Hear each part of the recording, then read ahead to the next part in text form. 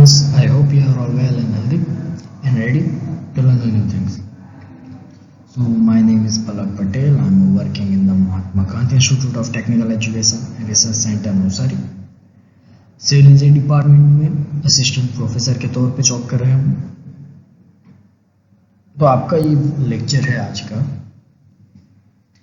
Indian constitution. हम भारत का संविधान पढ़ रहे हैं हिंदी लैंग्वेज में। ओके, हमारे 3 चैप्टर हो चुके हैं। आज का हमारा क्लास 4 है।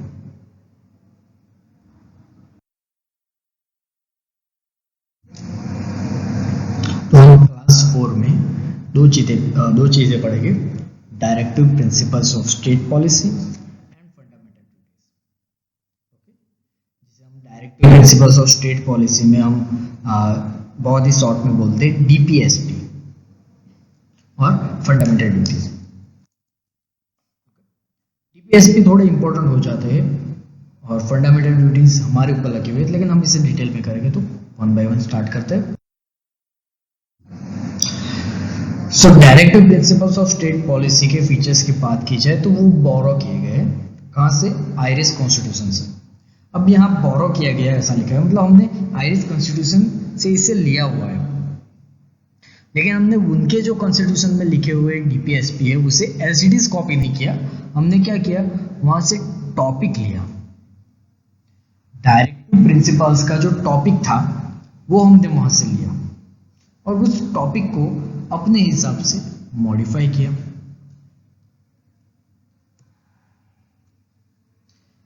अब ये क्या है, अब ये डीपीएसपी क्या है, हम इसे क्यों इंप्लीमेंट कर रहे हैं?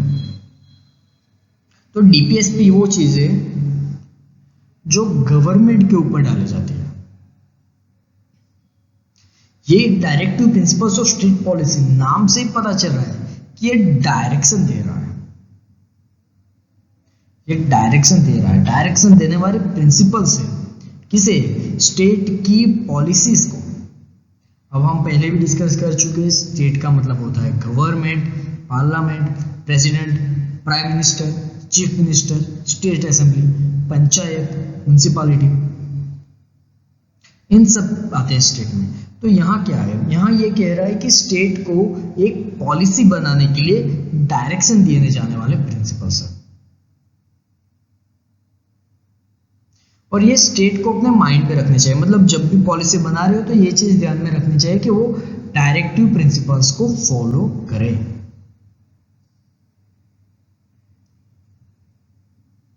राइट? और ये इंस्ट्रूमेंट इंस्ट्रक्शन के तौर पे है कि मतलब ये किसी तरह के प्रोसीजर के तौर पे, इंस्ट्रक्शन के तौर पे कि आपको ये चीजें फॉलो करनी है। अब डीपीएसपी क्यों दिए गए हैं? डीपीएसपी इसलिए दिए गए ताकि इकोनॉमिक और सोशल डेमोक्रेसी जो कंट्री पे आए वो जरूरी हो। अब यहाँ एक चीज हमने पहले भी 3 डेमोक्रेसी की बात की थी, political, economic and social democracy. अब सबसे पहली बात की पॉलिटिकल डेमोक्रेसी है वो फंडामेंटल राइट देता है। पॉलिटिकल डेमोक्रेसी जो है वो फंडामेंटल राइट देता है। तो इकोनॉमिक और सोशल डेमोक्रेसी हमें डायरेक्टिव प्रिंसिपल से मिल रही है। अब ये डायरेक्टिव प्रिंसिपल्स को इस तरह समझ सकते हैं कि हमारे जो फाउंडिंग फादर्स थे जिन्होंने कॉन्स्टिट्यूशन बनाया था, जिसे हम कॉन्स्टिट्यूशन फार्मर्स बोलते हैं, उन लोगों ने इकोनॉमिक और सोशल डेमोक्रेसी हमें उस वक्त क्यों नहीं दी, और ये डीपीएसपी फ्यूचर गवर्नमेंट के लिए क्यों छोड़ी। उन्होंने उस वक्त फंडामेंटल राइट्स बना दिए, दे दिए हमें सारे फंडामेंटल राइट्स, लेकिन वो फंडामेंटल राइट्स सिर्फ पॉलिटिकल डेमोक्रेसी की बात कर रहा है। इकोनॉमिक और सोशल डेमोक्रेसी हमें डीपीएसपी देता है, लेकिन डीपीएसपी क्या है? ये इंस्ट्रक्शन है, फ्यूचर गवर्नमेंट के लिए इंस्ट्रक्शन है कि आपको इस तरह पॉलिसी बनानी है। तो ये पॉलिसी बनाने का काम, ये फ्यूचर में जो गवर्नमेंट आएगी उसे पॉलिसी इंप्लीमेंट करने का काम, इकोनॉमिक और सोशल डेमोक्रेसी देने का काम फ्यूचर गवर्नमेंट को क्यों दी गई, उस वक्त इंप्लीमेंट क्यों नहीं किया गया?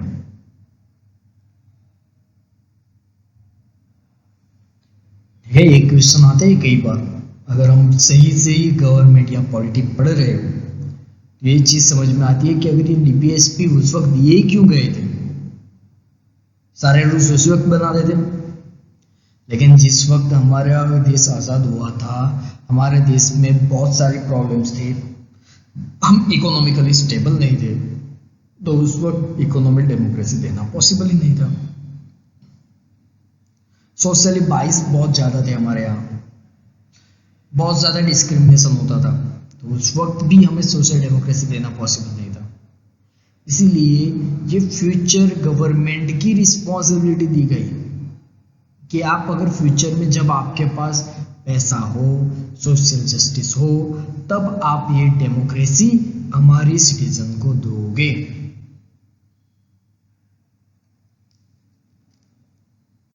राइट। अब एक चीज इसमें बहुत ही ज्यादा इंपॉर्टेंट हो जाती है कि ये नॉन जस्टिसेबल है।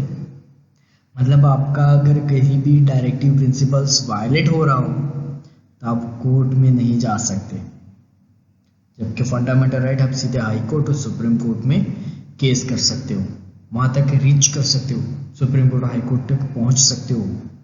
आपका कोई भी फंडामेंटल राइट वायलेट होता है तो आप वहां उस पर्सन को, उस गवर्नमेंट को वहां खींच सकते हो कि जिसने आपका फंडामेंटल राइट वायलेट किया। लेकिन डीपीएसपी में ऐसा कुछ नहीं है, वो नॉन जस्टिसेबल है। मतलब आपका कोई भी डीपीएसपी वायलेट हो रहा है तो आप उससे लेके कोर्ट में नहीं जा सकते।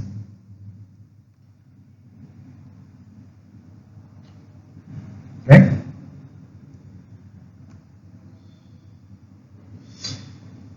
बट डीपीएसपी अगर आप नॉन जस्टिसेबल है, लेकिन ये जुडिशियल रिव्यू में आ सकते हैं। डीपीएसपी नॉन जस्टिसेबल है मतलब आप कोर्ट में नहीं जा सकते, लेकिन डीपीएसपी जुडिशियल रिव्यू में आ जाते हैं। अगर गवर्नमेंट ने कोई पॉलिसी बनाई, कोई रूल बनाया, कोई एक्ट बनाया, तो कोर्ट उसे एग्जामिन करता है, कोर्ट उसे वेरीफाई करता है कि ये सारे डीपीएसपी फॉलो होते हैं या नहीं, और ये कॉन्स्टिट्यूशन में वैलिडिटी बैठ रही है या नहीं। तो ये डीपीएसपी कोर्ट के लिए एक गाइडेंस के रूप में आता है। डीपीएसपी कोर्ट में एक गाइडेंस के रूप में आता है। राइट।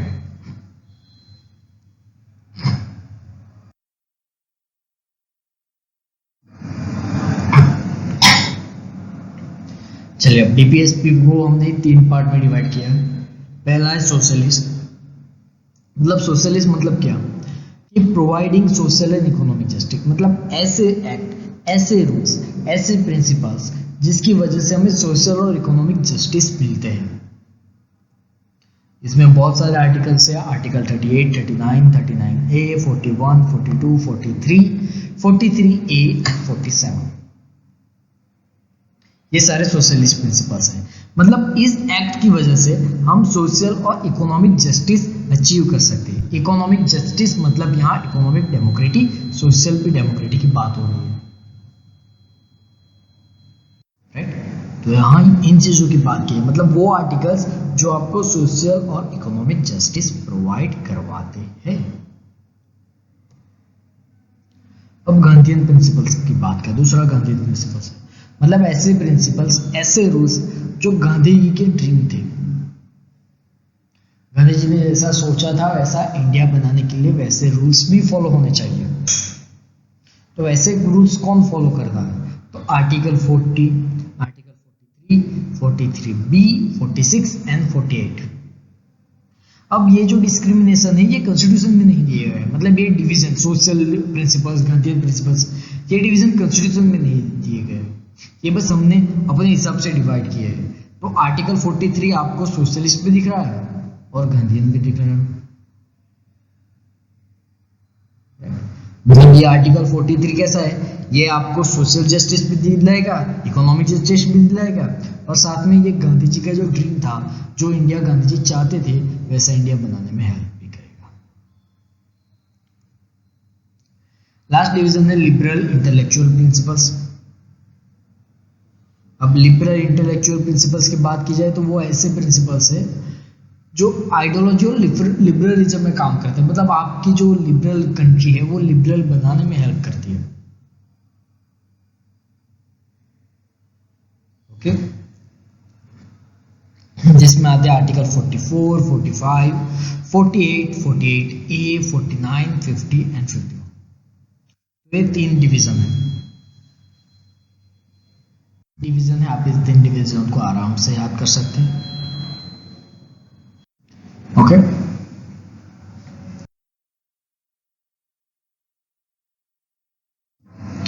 चलिए आर्टिकल 36 में शुरुआत करते हैं RDPSP की। तो आर्टिकल 36 में क्या दिया है, डेफिनेशन दी हुई है जो आर्टिकल 12 और आर्टिकल 30 में दी गई है, जो हमने फंडामेंटल राइट्स में किए थे आर्टिकल 12 और आर्टिकल 30 में, वही सेम डेफिनेशन आर्टिकल 36 में दी गई है। स्टेट की डेफिनेशन और लॉ की डेफिनेशन, कोई चेंज नहीं है। ओके, तो मेन आर्टिकल 37 से हमारे DPSP स्टार्ट होते हैं। Application of the principle contained in this part shall not be enforced by any court, मतलब पहले ही बोल दिया है कि आप इसको लेके कोर्ट में नहीं जा सकते। मतलब यहाँ क्या लिखा हुआ है, application of the principles contain in this part, मतलब इस पार्ट में, मतलब DPSP जो हमारा पार्ट 4 है, DPSP जो हमारे कॉन्स्टिट्यूशन में पार्ट 4 है, उसे लेकर आप किसी भी कोर्ट में नहीं जा सकते। आपके किसी भी DPSP वायलेट हो रहा है तो आप कोर्ट में नहीं जा सकते। ये चीज आर्टिकल 37 में दे दी गई है। साथ में इसमें ये भी कहा गया है कि ये ड्यूटी है, shall be the duty of the state, ये स्टेट की मतलब गवर्नमेंट की ड्यूटी है कि ये जो प्रिंसिपल्स है, ये जो डायरेक्टिव प्रिंसिपल्स है, उसका यूज करें, उसे अप्लाई करें लॉ बनाने की प्रोसेस के दौरान। तो आर्टिकल 37 में हमें 2 चीजें दी गई है, 2 इंस्ट्रक्शन दिए गए हैं। पहला इंस्ट्रक्शन है कि आप इसको लेकर कोर्ट में नहीं जा सकते, इसके इन्फोर्समेंट को लेकर आप कोर्ट में नहीं जा सकते। और ये स्टेट की ड्यूटी रहती है कि आपको ये सारे DPSP इंप्लीमेंट हो, मैक्सिमम इंप्लीमेंट हो लॉ मेकिंग की प्रोसेस के दौरान। तो ये था हमारा आर्टिकल 37। अब आर्टिकल 38 की बात करें। आर्टिकल 38 में क्या लिखा हुआ है, state to secure social order for promotion of welfare of the people, मतलब ये गवर्नमेंट की रिस्पॉन्सिबिलिटी रहती है, गवर्नमेंट की रिस्पॉन्सिबिलिटी रहती है कि किसी के सोशल ऑर्डर को सिक्योर करें, किसी के सोशल ऑर्डर को सिक्योर करें और उसे प्रमोट करें, और उसे प्रमोट करें welfare of the people, people मतलब सिटीजन की अच्छी ग्रोथ के लिए, राइट। मतलब आर्टिकल 38 क्या दे रहा है, हमारी सोशल डेमोक्रेसी देने की बात कर रहा है। अब ये गवर्नमेंट की रिस्पॉन्सिबिलिटी है, आर्टिकल 38 गवर्नमेंट की रिस्पॉन्सिबिलिटी है कि स्टेट को, गवर्नमेंट को, ये सिटीजन को सोशल जस्टिस दे।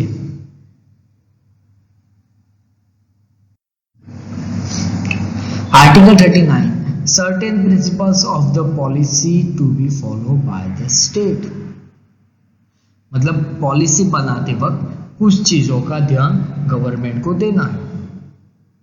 कौन सी चीजें, जैसे कि citizen, man and women are equally treated, मतलब महिलाओं और पुरुषों के लिए इक्वली ट्रीटेड लॉ बननी चाहिए।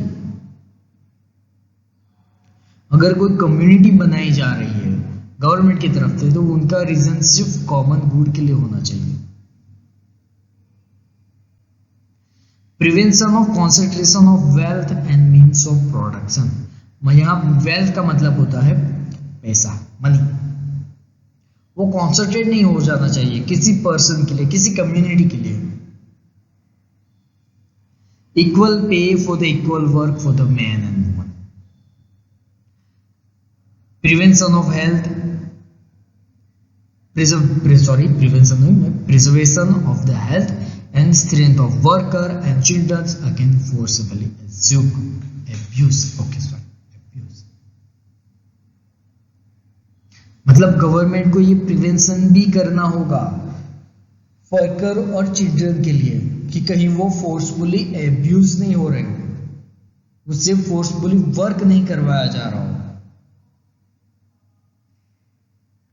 और हेल्थ डेवलपमेंट, चिल्ड्रन के लिए अपॉर्चुनिटी होनी चाहिए कि वो हेल्थ डेवलपमेंट पे ध्यान दें।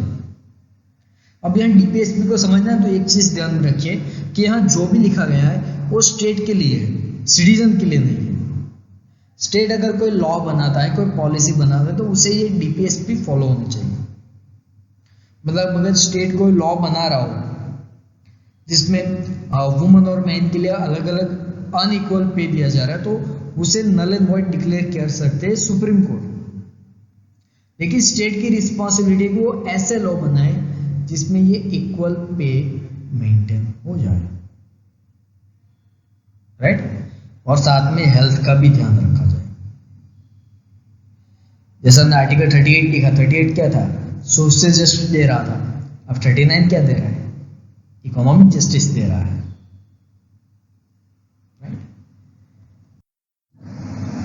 अब 39 है equal justice and free legal aid. चलिए आर्टिकल 38 में हमें दे दिया सोशल जस्टिस, 39 हमें दे रहा है इकोनॉमिक जस्टिस। अब 39 ए क्या दे रहा है, इक्वल जस्टिस दे रहा है। इक्वल जस्टिस मतलब सभी के लिए रूल्स सेम हो गए।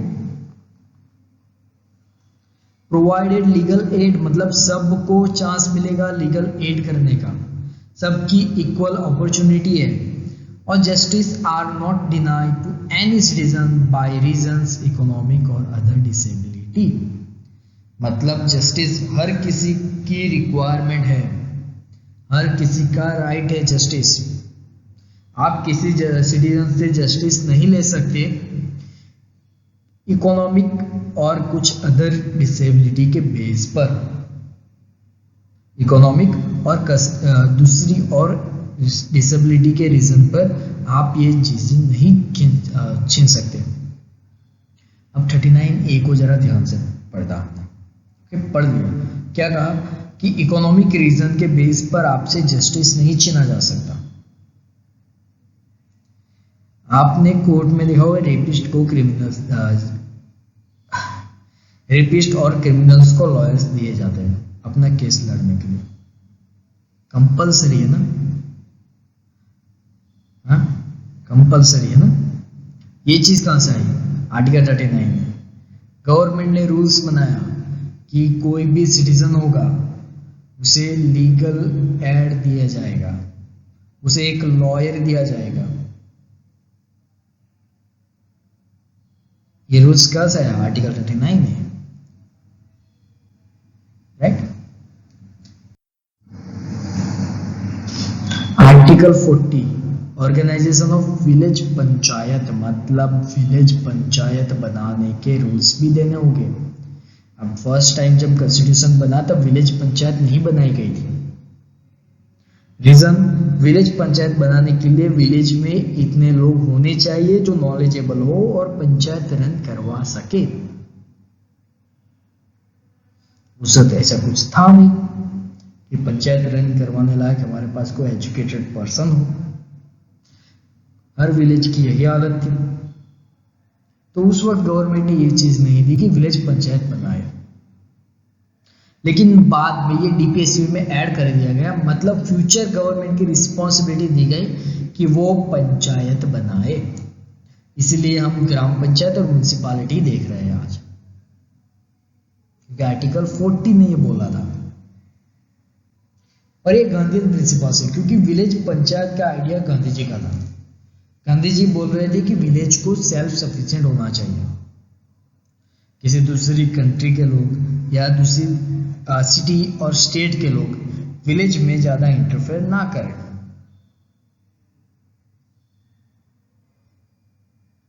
तो इसीलिए आर्टिकल रखा गया था organisation of village panchayat. Article 41 right to work to education and to public assistance in certain cases. मतलब हमारे पास सिक्योर होना चाहिए राइट टू वर्क, मतलब काम करने की आज़ादी, education and public assistant in some cases, मतलब अनएम्प्लॉयमेंट हो, ओल्ड एज हो, सिकनेस हो या डिसेबिलिटी हो, इनके बेसिस पर भी आपको काम करने की, पढ़ाई करने की और कहीं पे भी पब्लिक असिस्ट करने की आज़ादी दी जानी चाहिए। यह आर्टिकल 41 में लिखा गया था। सोशलिस्ट प्रिंसिपल बोला जाता है। रीजन यहाँ देखिए, ओल्ड एज मतलब जिसकी उम्र ज़्यादा हो, 60 से ज़्यादा हो, उसे भी काम करने की, पढ़ाई करने की और पब्लिक असिस्ट करने की आज़ादी दी जाती है। मतलब यहाँ उन लोगों के लिए एक जस्टिस क्रिएट किया जा रहा है जिसे हम सोशल जस्टिस बोल सकते हैं। एक रिस्पॉन्सिबिलिटी दी जा रही है किसी डिसेबल पर्सन को, उसे भी मेन स्ट्रीम में लाने की रिस्पॉन्सिबिलिटी गवर्नमेंट की होगी।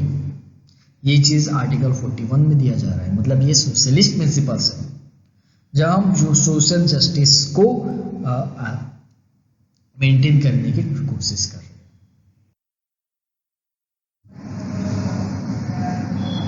Article 42 provision for just and human condition of work and maternity relief.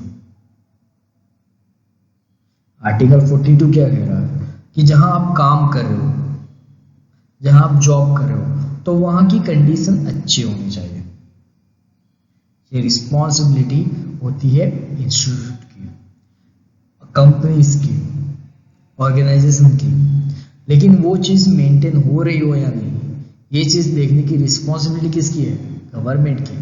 इसलिए गवर्नमेंट ऐसे रूल्स बनाते जिसकी वजह से वर्किंग कंडीशन अच्छी मिले। साथ में मर्टर्निटी रिलीफ की भी बात की गई है। मर्टर्निटी रिलीफ मतलब कोई वुमन प्रेग्नेंट हो और उसे काम करने में थोड़ी दिक्कत आ रही हो, ज़्यादातर प्रेग्नेंट लेडी का हालत हम समझ सकते हैं, और बॉर्न होने के बाद भी उसे काम करने में थोड़ी दिक्कत आ रही हो, तो ऐसी चीज़ों में उसे पेड लीव दी जाती है। मतलब उसे छुट्टी मिलती है लेकिन उसकी सैलरी पे होती है। इसे बोलते हैं maternity relief. Article 43 living wage for the workers, मतलब उसे ऐसी प्राइस, ऐसी सैलरी मिलनी चाहिए जिसके वो स्टैंडर्ड लाइफ जी सके, डिसेंट स्टैंडर्ड ऑफ लाइफ वो जी सके। अब लिविंग वेजेस मतलब क्या कि basic need of life like food, shelter and clothing. मतलब हमारी जो बेसिक नीड है, फूड, शेल्टर और क्लोथिंग, वो फुलफिल हो। हम जितनी सैलरी आ रही है उसमें फूड मिले, उसे शेल्टर मिले, क्लोथिंग भी मिले, इसे लिविंग वेजेस बोले जाते हैं।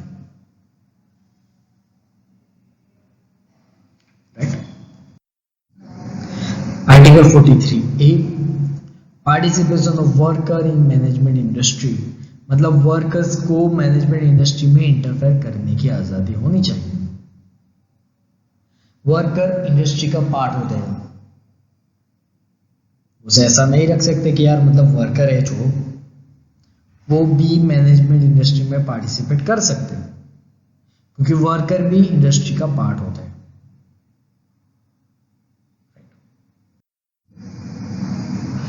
Next cooperative society. Cooperative society का जो रिस्पॉन्सिबिलिटी मतलब voluntary formation, autogenous functioning, democratic control and professional management of cooperative society added by the 97 constitution amendment act 2011। चलिए यहाँ से ना आपको डीपीएसपी बड़े आसानी से समझ में आ सकता है। आर्टिकल 43B पहले नहीं था, आर्टिकल 43B पहले नहीं था, उसे ऐड किया गया 97 कॉन्स्टिट्यूशनल अमेंडमेंट एक्ट 2011 के दौरान। मतलब 2011 में उसे ऐड किया गया डीपीएसपी में। पहले कोऑपरेटिव सोसाइटी नहीं थी डीपीएसपी के अंदर, अब डाला गया 2011 में।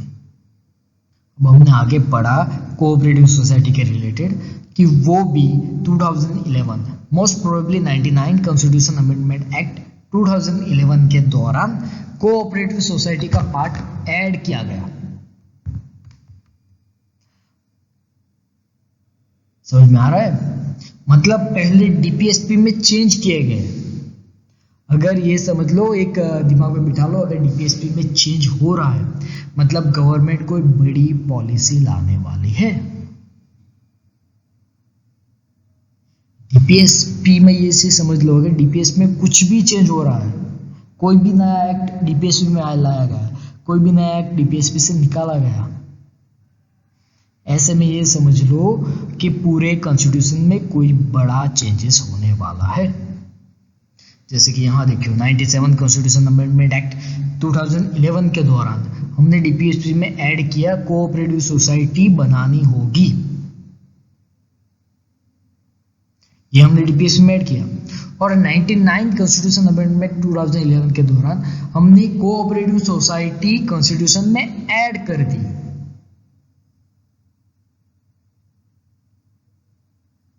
राइट? मतलब पहले डीपीएसपी में चेंज किया गया। डीपीएसपी क्या है? हमारे डायरेक्शन है, हमें डायरेक्ट देता है कि हमें किस तरह से लॉ बनाने हैं। हमें उसमें कोऑपरेटिव सोसाइटी ऐड कर दी और उसके बाद हमने लॉ बना लिया कोऑपरेटिव सोसाइटी का। Right? Article 44 uniform civil code for the citizen, मतलब कि सिटीजन के लिए एक यूनिफॉर्म मतलब एक समान, एक जैसा सिविल कोड, मतलब ऐसे कोड फॉलो होने चाहिए थ्रू आउट द कंट्री जहां सिटीजन एक तरीके से, एक सिमेट्रिक तरीके से बिहेव करे। उसके लिए सारे लॉ एक समान हो। ऐसा नहीं हो कि राजस्थान में कुछ और लॉ बनाओ और वही लॉ अगर कहीं और इम्प्लीमेंट किया जाए तो उसका लॉ की पूरा फंक्शन चेंज हो जाए।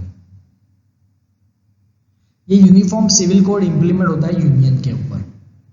अगर यूनियन कोई लॉ बनाता है तो एज इट इज वही लॉ पूरे कंट्री में लगेगा।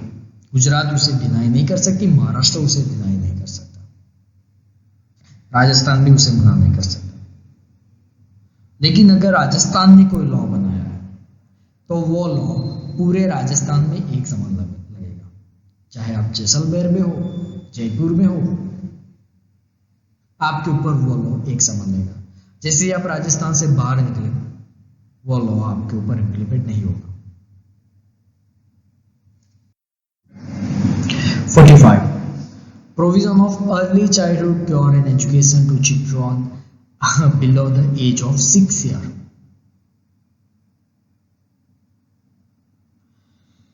मतलब चिल्ड्रन को एजुकेट देना होगा जिसकी उम्र 6 साल से कम है। राइट? जेडीपीएसपी था, हमने उसे डायरेक्ट फंडामेंटल राइट में ऐड कर दिया 21A। 46 promotion of education and economic interest of schedule caste, schedule tribe and other weaker section. मतलब ये डीपीएसपी ये कह रहा है, आर्टिकल 46 ये कह रहा है कि कोई वीकर सेक्शन हो या शेड्यूल कास्ट हो, शेड्यूल ट्राइब हो, उसके एजुकेशन और इकोनॉमिक जो इंटरेस्ट है उसे प्रमोट करना चाहिए, उसे बढ़ावा देना चाहिए। शेड्यूल कास्ट और शेड्यूल ट्राइब और अदर वीकर सेक्शन को हमें एजुकेशन देना होगा और इसके लिए रूल्स बनाने की रिस्पॉन्सिबिलिटी गवर्नमेंट की होगी। आर्टिकल 47 कहता है duty of the state to raise the level of nutrition and standard of living and improve public health. ये स्टेट की रिस्पॉन्सिबिलिटी है कि आपको बेटर न्यूट्रिशन प्रोवाइड कराए, आपको स्टैंडर्ड ऑफ लिविंग और पब्लिक हेल्थ प्रोवाइड करवाए। आपकी हेल्थ इंप्रूव करने की रिस्पॉन्सिबिलिटी भी गवर्नमेंट की होती है, इसीलिए हॉस्पिटल बनाए जाते हैं। अच्छा, आपकी हेल्थ इसलिए इंपॉर्टेंट नहीं कि आप कुछ खा रहे हो, पी रहे हो, आपकी हेल्थ खराब हुई तो गवर्नमेंट का रिस्पॉन्सिबिलिटी नहीं। आपने कुछ खाया, बीमार हुए, आप हॉस्पिटल जाओ, वो हॉस्पिटल गवर्नमेंट ने बनवाई है, ये याद रखना। और साथ ही में सिर्फ हेल्थ की रिस्पॉन्सिबिलिटी सिर्फ यहाँ तक नहीं होती कि हॉस्पिटल तक, आपने कुछ ऐसा इनटॉक्सिक ड्रिंक भी ले रहे हो या ड्रग्स ले रहे हो जो आपके हेल्थ के लिए खराब हो, तो उसे बैन करने की रिस्पॉन्सिबिलिटी भी गवर्नमेंट की होती है। गवर्नमेंट उसे बैन कर सकता है। गुजरात में या वेस्ट बंगाल की बात की जाए, नॉट वेस्ट बंगाल, हाँ, वहाँ कुछ ऐसे स्टेट है जहाँ पे दारूबंदी है। बिहार में शायद है ना, हाँ, गुजरात और बिहार में दारूबंदी है, लिकर बैन है। गवर्नमेंट ने किया ना, कैसे किया? आर्टिकल 47 का इस्तेमाल करके, राइट। तो ये चीजें भी है। Article 48 organisation of agriculture and animal husbandry, मतलब एग्रीकल्चर और एनिमल हस्बेंड्री को भी ग्रोथ करवाने की रिस्पॉन्सिबिलिटी गवर्नमेंट की है। उसे मॉडर्न और साइंटिफिक तरीके से बनाना होगा गवर्नमेंट को एग्रीकल्चर और एनिमल हस्बेंड्री को, और वो काउ स्लॉटर, क्लेव्स और अदर मिल्च एंड ड्रॉट को प्रोहिबिट कर सकती है। आर्टिकल 48 में डायरेक्टली लिखा गया है कि आप किसी भी जानवर को काट नहीं सकते, उसे स्लॉटर नहीं कर सकते। यहाँ काउ, क्लाउस, मिल्च और ड्रॉट की बात की गई है। यहाँ जितने एनिमल्स लिखे गए हैं वहाँ मैक्सिमम काउ को ही लोग देखते हैं, लेकिन यहाँ क्लाउस भी आता है, मिल्च भी आते हैं और ड्रॉट भी आते हैं, मतलब भेड़ बकरियां भी आती है। उसे बैन करवा सकता है गवर्नमेंट, सिर्फ काउ को नहीं। इसलिए इस बार कई सारे गवर्नमेंट ने, जैसे महाराष्ट्र गवर्नमेंट हो या हमारे आदित्यनाथ की गवर्नमेंट हो, नॉट आदित्यनाथ, योगी आदित्यनाथ, उसने बैन करवा दिया काउ स्लॉटर। लेकिन कोई कुछ नहीं करने वाले, क्योंकि ये आर्टिकल 48 में लिखा हुआ है। अब इस काउ स्लॉटर को लोग इस तरह ले रहे हैं कि यार ये नॉन हिंदू है इसलिए ऐसा कर रहे हैं, ये हिंदू है इसलिए ऐसा कर रहे हैं। ऐसा नहीं है। यहाँ एक चीज समझने की जरूरत है, यहाँ हम फूड के तौर पे देख रहे हैं काउ स्लॉटर को, लेकिन एक बात समझ लो, हमारे इंडिया में मुर्गियां पाली जाती है एग्स के लिए और मीट के लिए, चिकन के लिए, राइट। हम भेड़ बकरियां पालते हैं मीट के लिए, लेकिन काऊ को मीट के लिए पाला नहीं जाता। काऊ को पाला जाता है उसके मिल्क के लिए, राइट। विदेशों में भी चलता है, क्योंकि वहां काऊ को सिर्फ बीफ के लिए पाला जाता है, वो कब मीट खाने के लिए इस्तेमाल होता है। लेकिन हमारे यहाँ जो काऊ पाली जाती है वो कोई भी काऊ मीट के लिए नहीं पाली जाती, बीफ के लिए नहीं पाली जाती, उसे दूध के लिए पाला जाता है। जबकि दूसरे एनिमल से उसे सिर्फ और सिर्फ मीट के लिए पाला जाता है, इसलिए इसे बैन कर दिया गया। लेकिन यहाँ काऊ को कंप्लीट बैन नहीं किया गया। ऐसे काऊ को स्लॉटर किया जा सकता है जिसकी एज हो चुकी हो, ठीक है। मतलब ऐसे काऊ जो अब मिल्क नहीं दे सकती, वैसे काऊ को स्लॉटर करने की परमिशन दी गई है।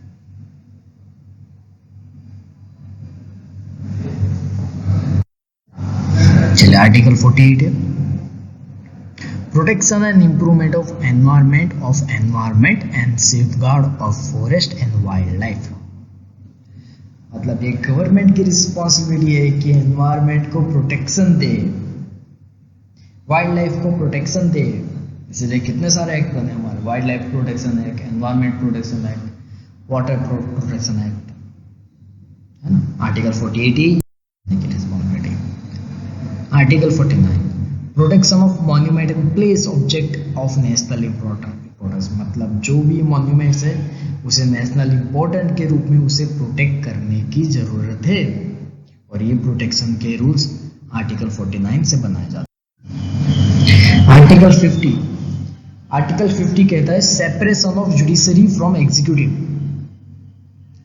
मतलब जुडिशरी और एग्जीक्यूटिव को सेपरेट रखा जाए, उसे कंबाइन ना किया जाए। ये आर्टिकल 50 में दिया गया है।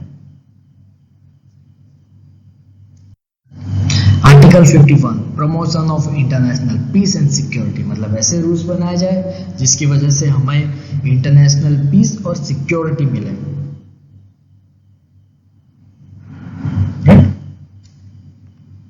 तो यहाँ हमारे खत्म हो रहे हैं।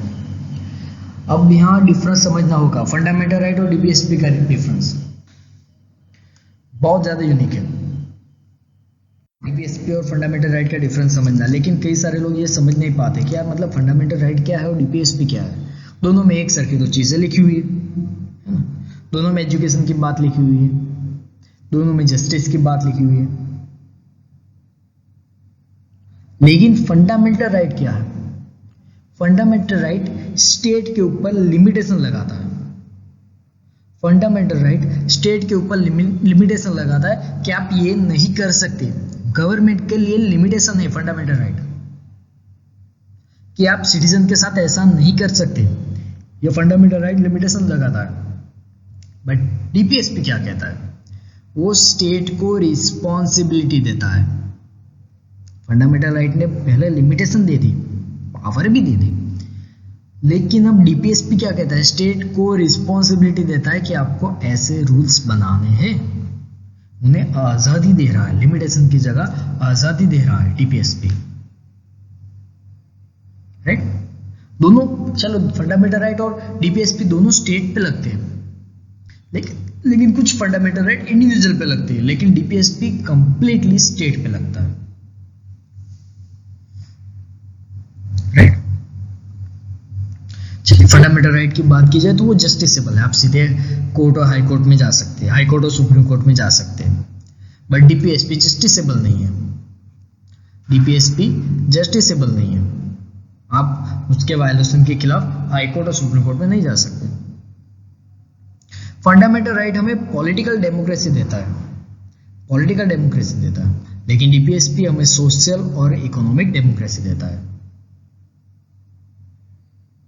फंडामेंटल राइट लीगल सेक्शन है, मतलब हम कोर्ट में जा सकते हैं, मतलब लीगल है, अगर कहीं भी वायलेट हो रहा है तो लीगल जो बोलेगा वही होगा।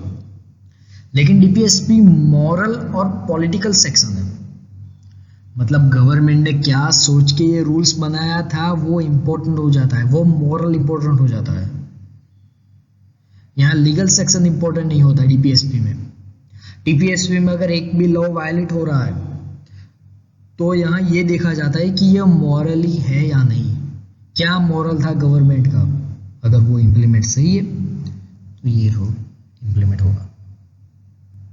फंडामेंटल क्या करता है? Welfare of individual, promote the welfare of individual, मतलब ये इंडिविजुअल के लिए है, फंडामेंटल राइट इंडिविजुअल के लिए है, लेकिन ये सोशलिस्ट के लिए है, सोसाइटी के लिए है। फंडामेंटल राइट के लिए कोई लीगल सेक्शन की जरूरत नहीं है, हमें कहीं भी कोर्ट में जाने की या पार्लियामेंट में जाने की जरूरत नहीं है। फंडामेंटल राइट आपको ऑटोमेटिकली दिए गए हैं, आपको फंडामेंटल राइट ऑटोमेटिकली दिए गए हैं। लेकिन डीपीएसपी ऑटोमेटिकली आपको नहीं दिए जाते, वो स्टेट डिसाइड करेगी कौन से लॉ पे कौन सा डीपीएसपी लगेगा।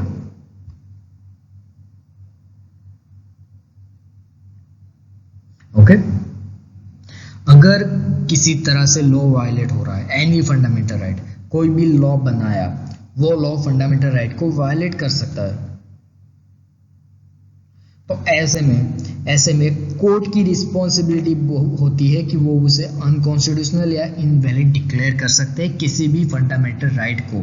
अगर नया फंडामेंटल राइट बनाया गया और वो किसी भी लॉ को वायलेट कर रहा है, हमारे बेसिक स्ट्रक्चर को डैमेज कर रहा है, तो वैसे में कोर्ट उसे अनकॉन्स्टिट्यूशनल और इनवैलिड डिक्लेयर कर सकती है।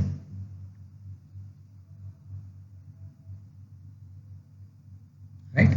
बट डीपीएसपी में क्या होता है? अगर डीपीएसपी का इस्तेमाल करके अगर कोई लॉ बनाया गया और अगर वो वायलेट भी कर रहा है, कहीं वायलेशन भी हो रहा है, तो ऐसे में उसे अनकॉन्स्टिट्यूशनल और इनवैलिड डिक्लेयर नहीं किया जाता। डिक्लेयर नहीं, अनकॉन्स्टिट्यूशनल इनवैलिड डिक्लेयर नहीं किया जाता। हाँ, लेकिन कोर्ट उसे अपहोल्ड कर सकती है, मतलब उसे रोक सकती है, उसे रोक सकती है। इम्प्लीमेंट होने का मतलब इफेक्ट आने के डेट को पीछे खींच सकती है, कोर्ट ये कर सकती है।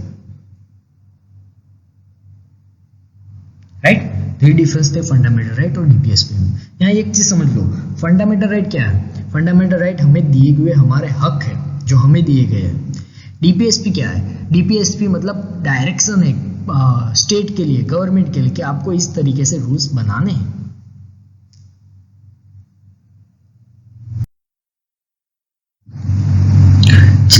हमारे डीपीएसपी कंप्लीट हो चुके हैं। अब हम स्टार्ट करें फंडामेंटल ड्यूटीज। बहुत ही सिंपल है, 51A ही है।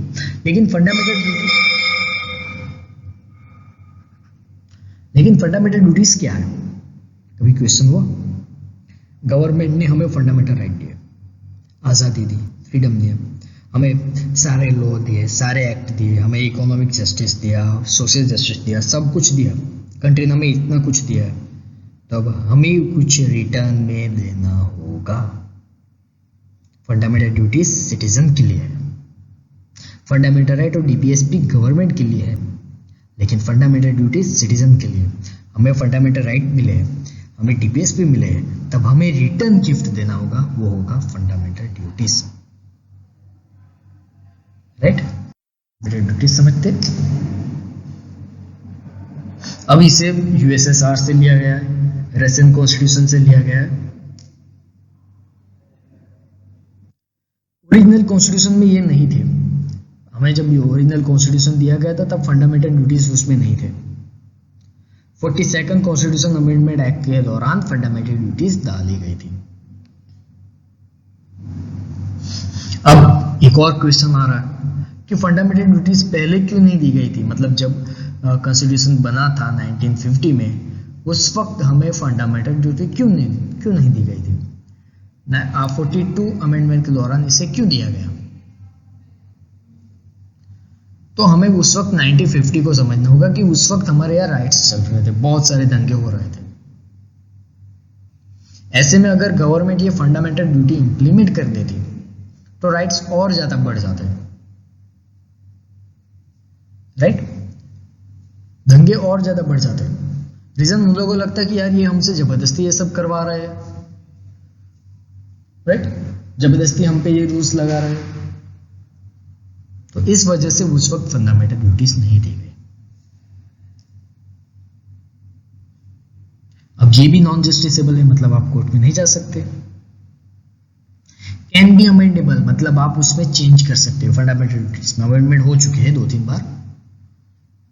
Can not be enforce in a court, मतलब कोर्ट में एनफोर्समेंट नहीं करवा सकती, आपको इसके लिए पनिशेबल ऑफेंस, मतलब कोई सजा नहीं होती।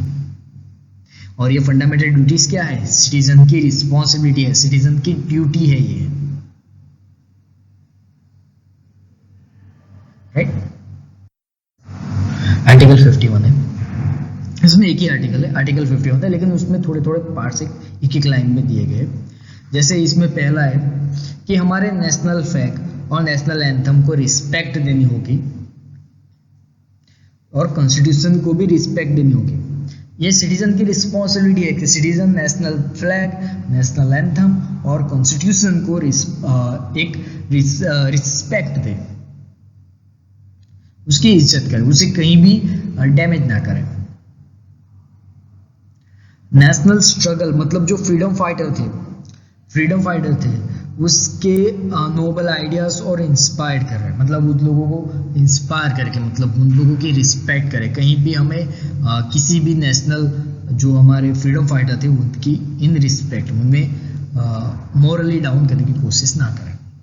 अब ये चीज़ तो फ्रीडम फाइटर ने की थी, तो आज हमें उसके ऊपर गर्व होना चाहिए, प्राउड होना चाहिए। ऐसा नहीं होना चाहिए कि मतलब उन लोगों ने ऐसा क्यों किया, ऐसा नहीं होना चाहिए, या मतलब प्राउड फील करें। राइट, हमें जो देश की यूनिटी और इंटीग्रिटी है, मतलब अखंडता और एकता को संभालना होगा, ये हमारी रिस्पॉन्सिबिलिटी है। और हमें कंट्री को डिफेंड करना होगा जब नेशनल सर्विस हमें बुलाए, मतलब हमारे देश पे कोई मुसीबत आए, उस वक्त हमारी रिस्पॉन्सिबिलिटी बनती है, हमारी ड्यूटी बनती है कि हम डिफेंड करें हमारी कंट्री को। ओके और साथ में हमें spirit of common brotherhood, common brother मतलब भाईचारा, भाईचारा फैलाना होगा रिलीजन, लिंग्विस्टिक एंड रीजनल और सेक्शनल डाइवर्सिटी के खिलाफ, मतलब उसे हराना होगा। जो रिलीजन डाइवर्सिटी है, जो लिंग्विस्टिक डाइवर्सिटी है, जो रीजनल डाइवर्सिटी है, उसे रिमूव करना होगा। और साथ में हमें वुमन की जो डिग्निटी है उसे भी मेंटेन करना होगा, वुमन डिग्निटी को भी मेंटेन करना होगा, राइट। ओके आर्टिकल 51A ही कंटिन्यू है यहाँ पे भी। तो रिच हेरिटेज है हमारी कंट्री के, जो कल्चर है उसे मेंटेन और प्रिजर्व करना होगा, वो हमारी रिस्पॉन्सिबिलिटी है। और हमें साथ में scientific temper, humanism and spirit of inequality and reform लाने होंगे। हमने साइंटिफिक टेम्पर मतलब ब्रेन को डेवलप करना होगा जिसमें हम साइंटिफिकली कुछ डेवलप कर पाए।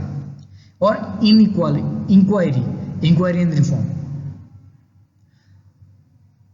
मतलब हमें रिफॉर्म लाने होंगे, कुछ नया इंक्वायर करना होगा। पब्लिक प्रॉपर्टी को सेफगार्ड करना होगा और एडजस्टमेंट वायलेंस नहीं करने होंगे। मतलब पब्लिक प्रॉपर्टीज कौन सी हुई, हमारी जो गवर्नमेंट ऑफिसेज है, गवर्नमेंट बसेस है, जो मेट्रो है, वो पब्लिक प्रॉपर्टी में आती है, उसे सेफगार्ड करने की रिस्पॉन्सिबिलिटी सिटीजन की हो। और हमारी क्या एक्सलेंस है, हमारी spirit of individual and collective activity so that national constantly rises in higher level to endure an achievement. मतलब हमारी रिस्पॉन्सिबिलिटी है कि हमारी कंट्री राइज होती रहे, कुछ नया अचीव करती रहे, ये हमारी रिस्पॉन्सिबिलिटी है, राइट। एंड अपॉर्चुनिटी प्रोवाइड करनी होगी education child ward between age 6 and 14, मतलब 6 साल से 14 साल के बच्चों को हमें अपॉर्चुनिटी देनी होगी पढ़ने की। ये सारी रिस्पॉन्सिबिलिटी सिटीजन की है। आर्टिकल 51A हमारी ड्यूटी है, ये बात दिमाग में बिठा के रखो, ये हमारी ड्यूटी है, ये हमें करना है सिटीजन को, ये गवर्नमेंट नहीं करने वाली। ये गवर्नमेंट की रिस्पॉन्सिबिलिटी भी होती है लेकिन मैक्सिमम हमारी रिस्पॉन्सिबिलिटी है। हम ग्राउंड अप्रोच है, हम ग्राउंड लेवल अप्रोच है, ये समझ के चलो यहाँ पे। तो इतना ही था फंडामेंटल ड्यूटीज में। ओके सो अब नेक्स्ट लेक्चर में हम मिलेंगे, पार्लियामेंट स्टडी करेंगे, वहां हम प्रेसिडेंट, प्राइम मिनिस्टर और इन सबको स्टडी करेंगे 1 by 1। तब तक के लिए अपना ख्याल रखिए, गुड बाय।